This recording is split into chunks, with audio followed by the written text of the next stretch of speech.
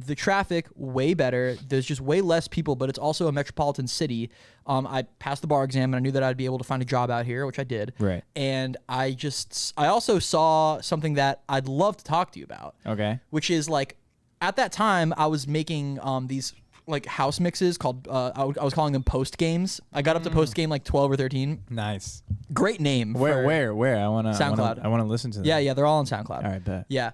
And they I was making post games and I would see like in Miami there'd be a million things, but then when I would go to Tampa, I would try to look for a house show.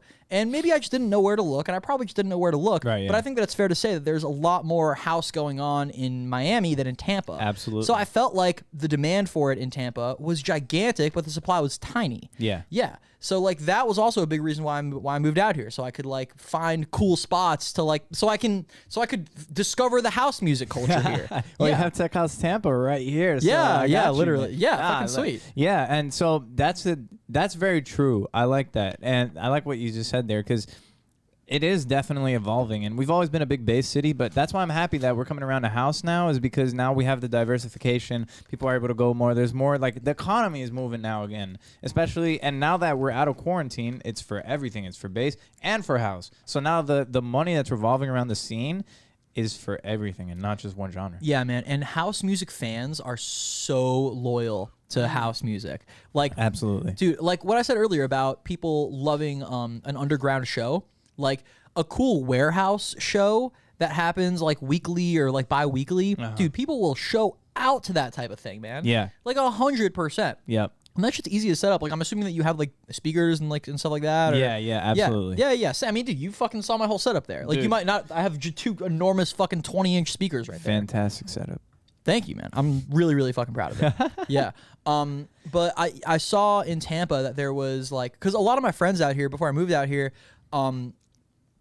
they would go to the house shows, like the big house shows, like when Shiba San would come here and like Fisher would come here. Yeah. Like they would go out to that, and Right. I would see videos of them there, and it would be a fucking absolutely packed house. Have you been to the Ritz yet? I have not been to the Ritz. You're going. You got to go soon. I'm down. Yeah, man. I mean, it's sold out this weekend, but when I'm back, I'm leaving Ashley to Miami on Monday, but I'm going to be back and forth like every other weekend. Yeah, fucking sick. I'll be here, yeah. Yeah. So a lot of shows happen at the Ritz. I'm assuming they're the main show throwers here. If you get a big artist here, it's probably going to be the Ritz. Or the Orpheum, right? Is that a place? Orpheum is more for independent. I actually had my first show at the Orpheum. Oh, nice. And it was a shit show, but the Ritz is the main place here. You want to. It's kind of like saying space. Ritz is the space of here, and it's almost like it's the Celine in Orlando. Okay. It's also the Celine of Tampa. So they're the ones that throw SMF, along with Disco Donnie, who throws events over in Texas as well.